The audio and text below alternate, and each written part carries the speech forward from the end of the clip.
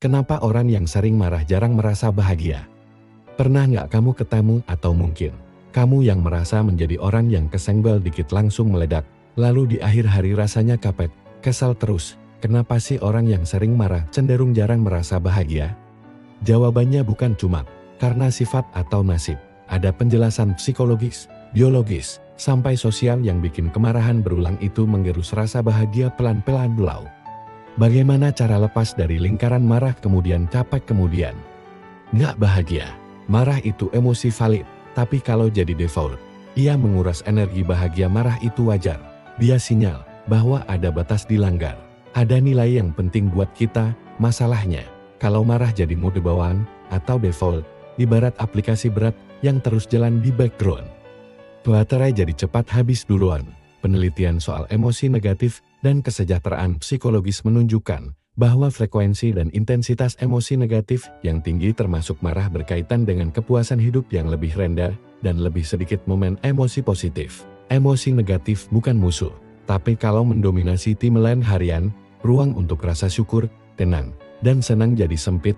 Gambaran sederhananya, ketika kita sering marah, otak belajar bahwa dunia ini berbahaya dan orang lain mengancam. Lama-lama, atensi kita otomatis lebih peka ke hal-hal bikin kesan, bukan hal-hal yang menyenangkan hasilnya. Mood mudah turun, dan momen kecil yang sebenarnya bisa bikin senyum jadi kelewat. Di otak kita, rem emosi kalah cepat sama gas. Secara neuropsikologis, marah kuat berkaitan dengan aktivasi amigdala atau sistem alarm otak dan daerah Salins Network. Sementara regulasi emosi bergantung pada prefrontal cortex PFC yang bertugas jadi rem dan kemudi. Saat kita sering meledak, sirkuit gas dilatih makin cepat. Sedangkan rem jarang dipakai, pola yang kebentuk adalah reaktivitas tinggi, regulasi rendah. Kenapa ini mengurangi bahagia?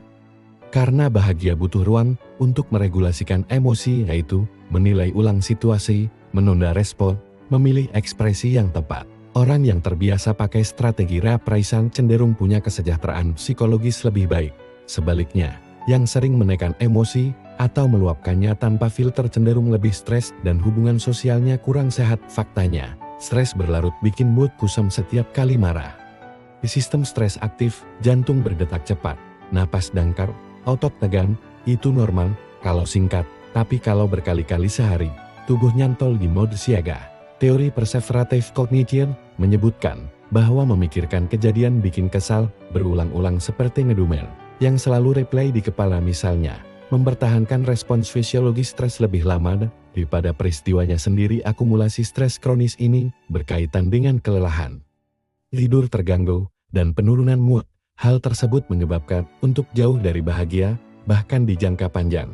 Kemarahan permusuhan berhubungan dengan risiko kesehatan kardiovaskular. Ketika badan gak fit dan tidur berantakan, mood makin mudah naik turun.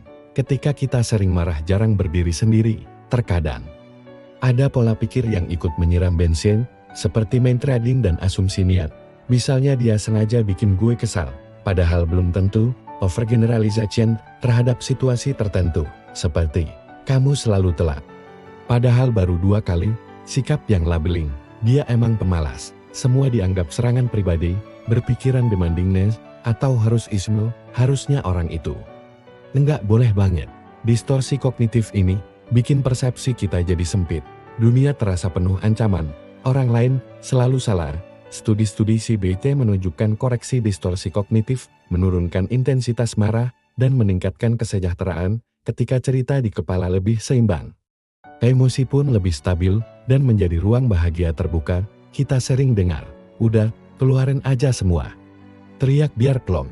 Riset klasik soal katarsis menemukan bahwa melampiaskan kemarahan dengan memukul bantal, teriak, atau curhat yang cuma muter di kebencian, justru bisa memperkuat agresi dan mood negatif, karena otak belajar mengasosiasikan luapan dengan reward sesaat. Efeknya kayak garuk luka, sebentar enak, habis itu perih lagi. Lega yang sehat datang dari pemrosesan seperti memakna, menyusun data, atau mencari jalan, bukan sekadar peluapan. Terkadang, hubungan sosial ikut rusak padahal koneksi itu sumber bahagia nomor 1. Kualitas relasi adalah prediktor besar kebahagiaan. Masalahnya, marah yang sering diekspresikan dengan menyalahkan, merendahkan, atau nada mengancam, pelan-pelan mengikis kepercayaan dan kedekatan. Teman jadi menjaga jarak, pasangan defensif, rekan kerja waspada. Penelitian menunjukkan konflik berulang menurunkan kepuasan relasi dan kesejahteraan, sementara permusuhan kronis berkaitan dengan kesepian dan kesehatan mental yang menurun. Ketika koneksi melemah, bensin kebahagiaan seperti dukungan, tawa, dan rasa dimengerti akan ikut menipis. Lingkaran setan rasa marah kemudian rasa menyesal, menjadi rasa malu dan menyalahkan diri, akan membuat sikap kita makin reaktif. Banyak orang yang meledak seringkali bukan karena jahat atau nggak peka, tapi karena kelelahan emosi. Setelah meledak, muncul penyesalan, malu, menyalahkan diri. Ironisnya, self-talk keras justru menambah stres dan bikin kita lebih mudah reaktif di kesempatan berikutnya. Ini lingkaran marah lalu malu, kemudian marah lagi.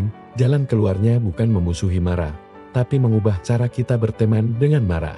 Jadi, gimana supaya lebih jarang marah dan lebih sering bahagia?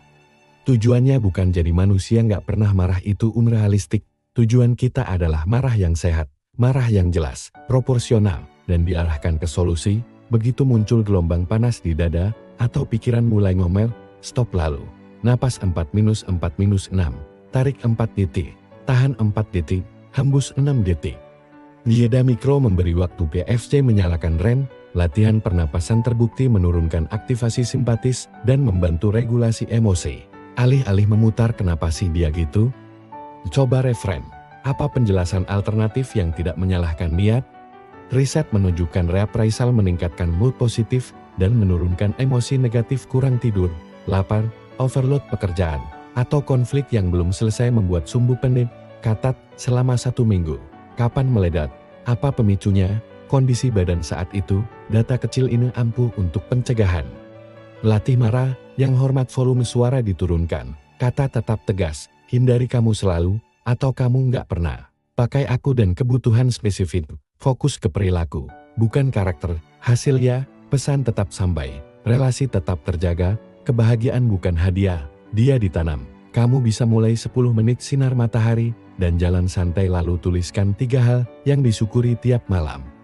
Kamu juga bisa melakukan aktivitas yang bikin flow seperti masak, berkebun, ngoprek. Teori Broden and Build menunjukkan emosi positif memperluas perspektif dan sumber daya psikologis yang pada gilirannya bikin kita kurang reaktif. Kurangi juga konsumsi pemantik seperti timeline penuh drama, grup chat toksik, atau berita memicu. Itu semua bensin. Atur deep informasi seperti batasi jam, unfollow akun yang bikin naik darah, pilih konten yang menenangkan. Tidur pendek bikin amigdala reaktif. Jaga sleep hygiene, waktu tidur konsisten, layar off 60 menit, sebelum tidur, ruangan gelap dan sejuk, tidur cukup sama dengan sumbu lebih panjang. Latihan maaf yang realistis, maaf bukan berarti membiarkan perilaku buruk, tapi melepas beban emosional yang kamu pikul. Penelitian menunjukkan memaafkan berkaitan dengan kesejahteraan yang lebih baik, dan tekanan darah lebih rendah. Kalau amarah sering merusak pekerjaan dan relasi, atau disertai perilaku agresif, pertimbangkan juga untuk melakukan konseling dan terapi. Kabar baiknya, semua ini bisa dilatih ulang dengan jeda mikro, reappraisal, komunikasi tegas hormat, perawatan diri seperti tidur, gerak, makan, dan dukungan profesional. Kalau perlu, marah bisa kembali ke tempatnya. Alarm yang membantu, bukan mode hidup yang melelahkan. Dari situ, bahagia bukan lagi hadiah langka, tapi perasaan yang lebih sering mampir di hari-hari kita.